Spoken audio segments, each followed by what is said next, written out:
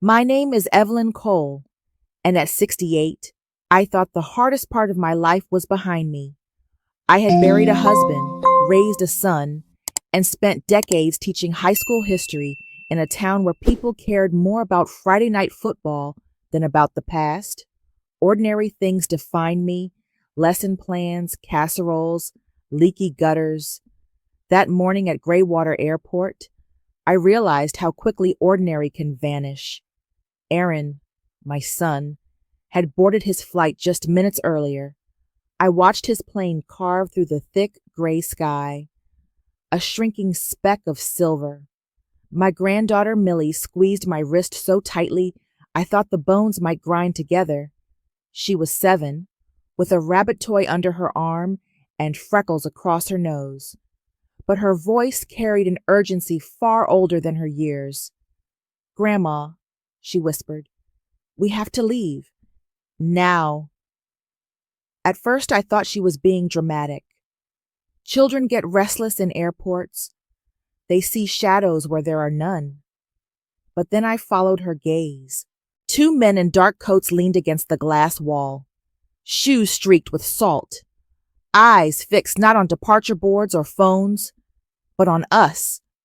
My stomach clenched, a reflex born from decades of reading subtext in teenagers' eyes. Trouble doesn't always announce itself. Sometimes it just watches. I didn't ask Millie how she knew. I didn't tell her she was wrong. I trusted the fear in her grip more than the hum of the loudspeaker calling another flight. We moved toward the restroom, the only place I could gather myself without being overheard. The fluorescent lights hummed above us, and the smell of disinfectant burned my nose. I locked the stall and lowered myself onto cold tile, knees stiff but steady. Millie pressed her back against the door, guarding me with the seriousness of a soldier. From the tote bag I pulled Mr. Patches, the rabbit Aaron had handed Millie that morning. Its ears were worn, one button eye cloudy. Aaron had kissed me goodbye at the curb, his words short but heavy. "If something happens, trust Mr. Patches." With shaking hands, I slid a seam open using the edge of my key ring. White stuffing spilled, and tucked inside was a flash drive wrapped in tape and a folded scrap of paper. My breath caught when I recognized Aaron's handwriting, rushed and uneven. "Locker 214, Magnolia Library, key inside. If you can't reach me, go to Theo Grant at the Chronicle. Cash only. Delaney will drive. Trust no one." I tucked the note back into the rabbit and pressed the seam closed with clumsy stitches from the tiny sewing kit I always carried. My reflection in the mirror looked like any other grandmother. But I knew the truth. In this moment, I had become the sole guardian of my son's secret and my granddaughter's safety. I flushed the toilet for cover, slipped the rabbit back into Millie's arms, and opened the door. The men in black were gone from the window, which somehow felt worse. It meant they were moving. It meant the story had already begun, and I was in it whether I wanted to be or not. The cab smelled faintly of cigarette smoke and winter air. Delaney, the night shift driver Aaron trusted, didn't say a word when I slid into the back seat with Millie. His eyes flicked to the rearview mirror, caught mine for just a second, and then returned to the road. That silence was a gift. Small talk would have broken the fragile courage I was holding together. I pressed a folded envelope into the cup holder between the seats. He didn't count the bills. He only nodded, as if he already knew what Aaron had asked of him. The city blurred past in streaks of gray, brick buildings wet from thawing snow. When he stopped 2 blocks from Magnolia Library, he leaned over and said in a voice as flat as gravel, "Good luck, Mrs. Cole." That was all. The library had been my sanctuary for years. Its stone steps and heavy oak doors usually smelled of polish and dust, comfort in physical form. That morning, though, it felt like a vault with secrets pressing against its walls. Millie clutched Mr. patches tight as we slipped through the side entrance. My heart drummed a nervous beat, and every creak of the floorboard sounded like an alarm. Locker 214 stood at the end of a row near the employee entrance. My fingers fumbled with the key Aaron had told me about, hidden under a ficus plant outside my porch. The metal squealed as it turned, and inside waited a small velvet pouch and a faded Polaroid photograph. I held the pouch first. It was heavier than it looked, and inside lay a thin safety deposit key stamped First Pioneer Bank. My hands trembled, not from weakness, but from knowing Aaron had planned all of this for months. Then I turned to the photograph. 3 young faces smiled at me from a porch railing. Aaron, younger and sharper, a boy with a baseball cap, and a girl with cropped hair and piercing eyes. On the back, Aaron had scrawled a single word in fading marker: Lark. That word burned into my mind like a brand. Lark. I didn't know if she was a friend, a code name, or a ghost from his past, but it was a clue, another breadcrumb on this dangerous trail.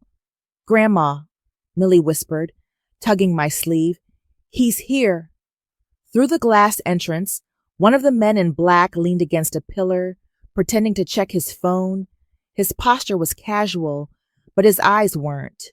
My heart jumped, and I shut the locker, tucking the pouch and photo into my tote. Without hesitation, I led Millie down the side stairwell to the basement stacks, the smell of damp stone and old paper pressing in on us. We pushed through the delivery exit, a door propped open with a brick, and stepped into an alley where sunlight hit like a slap. I waved down a cab with frantic energy, slid inside, and pressed more bills into the driver's hand. "First Pioneer Bank," I said. "And take the back streets, please." The bank loomed ahead, all polished brass and marble floors, a place where people whispered about money as if it were holy. Millie's shoes squeaked on the tile, every sound too loud. I presented my ID to the clerk, forcing calm into my voice. She led us to a private room, opened the safety deposit box, and stepped aside. Inside the metal drawer lay another flash drive, a prepaid flip phone still sealed in plastic, a stack of 20s bound by a rubber band, and an envelope marked in Aaron's handwriting. For Theo. My throat tightened. The walls of this quiet room suddenly felt too close, too fragile. When I emerged with the pouch hidden in my tote, I caught sight of the man in black again, this time outside the glass front doors. He glanced at his watch, pretending to be bored, but I knew he was waiting for us. I pulled Millie close, whispered into her hair, "Stay quiet, sweetheart," and headed for the employee restroom.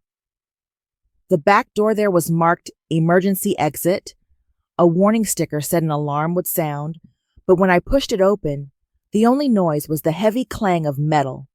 No alarm, just the cold bite of winter air. We slipped down the metal stairs, and Millie stumbled, scraping her knee. She bit back a cry, brave in a way children shouldn't have to be.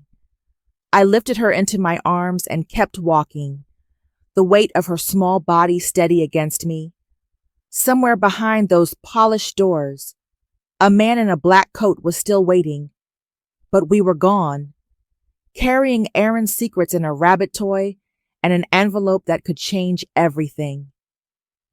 The Greywater Chronicle was housed in an old brick building that had once been a hardware store. Its windows rattled when trucks passed, and the walls smelled faintly of ink and burnt coffee. I had brought Millie through the back entrance, clutching the envelope marked for Theo. My pulse hammered, not because of the climb up the narrow staircase, but because I knew once I handed this over, there would be no way to turn back. Theo Grant met us in the hallway.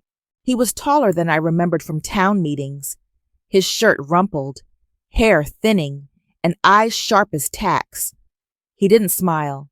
He looked at Millie, then at me, and asked in a voice meant to test if I was ready, Do you understand what you're carrying? I nodded. It's Aaron's. He said to bring it to you if... I didn't finish the sentence. Theo ushered us into a cramped office. Blinds drawn tight. He took the envelope, slid it open, and slid out the flash drive. Instead of rushing to plug it in, he pulled a battered metal box from his desk and placed the drive inside. Faraday cage, he explained. Block signals. If they're watching, they won't know we even looked. He opened a laptop not connected to the internet and inserted a duplicate copy. Screens filled with spreadsheets, invoices, and names I didn't recognize. His jaw clenched. If this is what I think it is, Croswell Dynamics is cooked. Arms shipments hidden as industrial parts. Money routed through shell companies. He rubbed his temple. But if this is wrong, I'm ruined. And if it's right, so are you. I didn't answer. My eyes were on Millie, who was quietly tracing patterns on the desk with her finger. Too young to understand, but old enough to feel the weight in the room. Theo made a call to the Chronicle's lawyer, using speakerphone. A measured voice came through. Chain of custody. Verify the documents. Do not publish until corroborated. Theo agreed, then glanced at me. You should leave before anyone notices you here. They'll connect the dots fast. We left through the freight stairwell, escorted by a young intern who smelled of ink and nervous energy. He guided us out into an alley where the dumpsters overflowed with old headlines. The street was quiet, but as we turned the corner, I spotted the black SUV again, parked too neatly against the curb. My heart stumbled. Grandma, I'm hungry, Millie whispered, tugging my sleeve. It was the most ordinary thing she could have said in that moment. And maybe that's why I listened. Ordinary was a shield. I led her into the Blue Lantern Diner across the street. The diner smelled of fried onions and coffee that had been sitting on burners too long. I chose a booth near the back door, the kind of spot you pick when you want to see everything. Millie slid in beside me, hugging Mr. Patches. A waitress named Marla brought us water first, then coffee for me, and finally chicken noodle soup with toast for Millie. I paid the bill up front, cash plus a generous tip. If anyone asks, I told her, we already left. She gave me a long look but didn't argue. Millie spooned soup slowly, her shoulders relaxing for the first time since the airport. I let her eat before taking a sip of my own coffee, bitter and burnt. Then the prepaid phone in my tote buzzed. 3 short vibrations. I pulled it out, and a woman's voice came through, crisp and urgent. Evelyn, this is Lark. Do not go back to the Chronicle. They'll have a warrant by nightfall. Head north. Ash Harbor. Mile marker 73. Look for the sign. The line clicked dead. My hand shook as I slipped the phone back into my bag. Millie looked up at me with wide eyes. Who was that? Someone your dad trusted, I said. I forced a steady smile. And now we have to trust her too. Outside the window, the black SUV slid past slowly, its tinted windows catching the neon glow of the diner's sign. I tightened my grip on Millie's hand. Whatever waited up north, we had just been given our next breadcrumb, and there was no turning back. The bus station smelled of diesel and wet coats. I bought 2 tickets with crumpled bills, careful not to leave a name or number. The clerk hardly looked up, and that suited me fine. Millie leaned against my hip, tired but obedient, clutching Mr. Patches like a lifeline. We missed the first bus when she needed the restroom. I told myself it was only a delay, but the pit of my stomach knew better. Every missed step left a shadow. The black SUV was across the street, engine idling, lights off. I pulled Millie close and pretended we were just another grandmother and child waiting for a ride out of town. When the next bus arrived 40 minutes later, we climbed aboard. I chose seats near the back exit, my eyes on the reflection in the window rather than the scenery. The bus rattled north through flat farmland that slowly gave way to pines. Millie dozed across my lap, and I counted her breaths to calm my own. Somewhere past mile 73, the driver slowed at a derelict gas station, roof sagging, windows boarded. I slipped him $20 extra to stop, and he didn't ask questions. We stepped onto gravel. The air smelled of rust and pine needles. That's when I heard it. A faint metallic chime, like a bird call made of tin. A wind chime shaped like a lark hung from a low branch, clinking against itself. Millie pointed, her eyes wide. At the base of the tree, someone had drawn a white chalk wing and the number 9. I followed the sign into the woods, branches scraping my coat. After half a mile, headlights cut through the trees. A battered green pickup rolled into view, driven by Ramon Delgado, a man I knew from church potlucks. His beard was streaked with gray, his hands rough from years of carpentry. "Mrs. Cole," he said simply. "Get in." I didn't ask how Aaron had arranged it. I only climbed in, buckled Millie beside me, and handed Ramon half the cash Aaron had set aside. He pushed it back, keeping only what he needed for gas. "Use the rest up north," he said. Hours later, we reached Fox Hollow, a cabin by Pine Bell Lake, where Frank, my late husband, used to take Aaron fishing. The lock still worked with our wedding date. Inside, the air smelled of cedar and old newspapers. I lit a fire, warmed water for Millie's bruised knee, and bandaged it with the calm precision of someone who had patched skinned elbows 100 times. She leaned against me, heavy-eyed but safe for the moment. That night, as the fire crackled, I set the Polaroid of Aaron and his friends on the table beside Frank's old fishing photo. 2 sets of memories, one fading, one chasing us into the present. I whispered to the empty room, "We're holding on. Frank, just hold us a little longer." But quiet doesn't last. Just before dawn, headlights swept the far edge of the lake road, and with them came the knock of the past at our fragile door. The first knock on the cabin door came just after midnight. 3 sharp raps, a pause, then one more. Not the rhythm of neighbors or hunters, but the rhythm of authority. A man's voice followed, muffled but firm. "Graywater Sheriff's Office." "Open up." My body froze, but my mind raced. Real deputies don't show up without lights or marked cars. And if they did, they wouldn't knock like that. I motioned for Millie to crawl under the quilt on the couch, whispering, "Stay still, sweetheart." Nadia, who had arrived only hours earlier with panic in her eyes and apologies in her throat, met my gaze.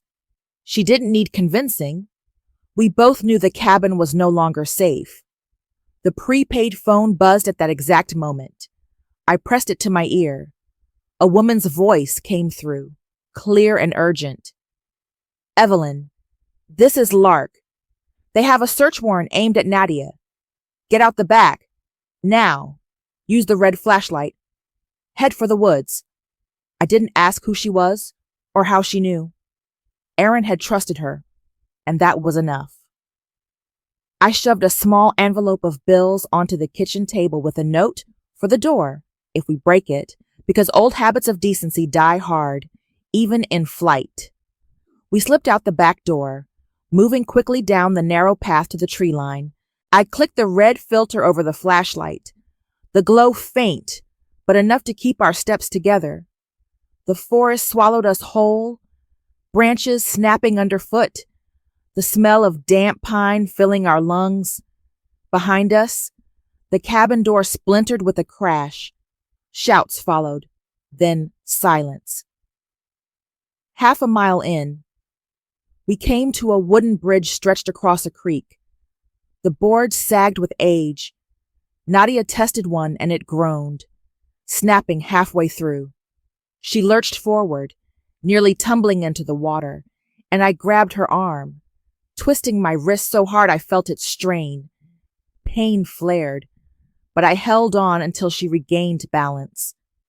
Millie whimpered, eyes wide in the dim light. "We're okay," I told her, steadying my breath even though my hand throbbed. "We just keep going." On the far side of the bridge, a sound drifted through the trees, a soft metallic clink. I lifted the light and saw it. Another bird-shaped wind chime swaying gently. A lark fashioned from tin. Beneath it, chalk markings pointed us down a narrower path. We followed until a figure emerged from the shadows of an abandoned lumber shed. A woman with cropped dark hair, a rain jacket pulled tight, and empty hands raised where we could see them. "Evelyn," she said, voice calm but clipped. "I'm Anya Pike, but Aaron always called me Lark." Her name hit me like a chord struck on an old piano, something both familiar and new. She handed me a bottle of water, a protein bar, and met my eyes. "We have to move. They'll sweep this area within the hour. I have 2 more cars waiting. But if you want to see your son again tonight, you need to trust me now." I wanted to ask how she knew Aaron, what history they had, why she was risking herself, but the weight of Millie against my hip and the sound of branches snapping in the distance told me there was no time. I nodded. "Lead the way." Anya gave a half smile, the kind people share before stepping into something dangerous. Then she turned into the darkness, and we followed, deeper into the woods, toward whatever hope Aaron had left in her hands. The second car was a battered hatchback hidden beneath a stand of oaks, keys tucked under the wheel well. The third waited behind an abandoned chapel, a brown SUV with a child's booster seat already strapped in. Each switch cut another thread of the net behind us. Millie slept against my shoulder, heavy and warm, while Nadia stared out the window, guilt and determination warring on her face. At one point, headlights loomed in the rearview mirror, too familiar, too steady. The black SUV, Anya swore under her breath, killed our lights and veered down a dirt road that rattled my bones. Dust swallowed the mirror. When I finally looked back, the SUV had vanished. Its glow dissolved into the night like a bad dream retreating at dawn. By the time we reached the safe house, the sky had begun to pale. The building looked like any other farmhouse, its porch sagging, the smell of hay and wood smoke drifting from the barn. Inside, the heat from a stove pressed against my chilled skin. And then he was there, Aaron, my son, thinner, wearier, but alive. Millie woke with a gasp and threw herself into his arms. I stood a moment longer, afraid if I moved, he would disappear. When I finally touched his face, rough with days of stubble, I felt the years of motherhood collapse into a single breath of relief. We ate soup that tasted of salt and beans, sitting at a scarred wooden table. Aaron spoke plainly. "We can't go home, Mom, not for a long time. They'll bury this, fight it in court, drag it out for years. We'll be safest under protection, maybe overseas." I looked at Nadia, then at Millie, who was tracing circles on her father's sleeve. Leaving meant abandoning everything familiar. The house Frank built, the tree he planted, the neighbors who waved from porches, but staying meant watching my family hunted. I chose. We all did. Quietly, without ceremony. We would leave. For 2 years. Maybe more. We would carry new names. Sleep under different skies. and wait for the truth to outlast the lies. As dawn broke over the fields, I watched light spill across Millie's face. She pressed a sticker of a lark against the window, its wings catching the sun. And in that fragile glow, I understood. We weren't running. We were moving toward the space where justice might finally stand tall. Thank you for watching. If you enjoy these family drama and revenge stories, please subscribe and join me for more every day.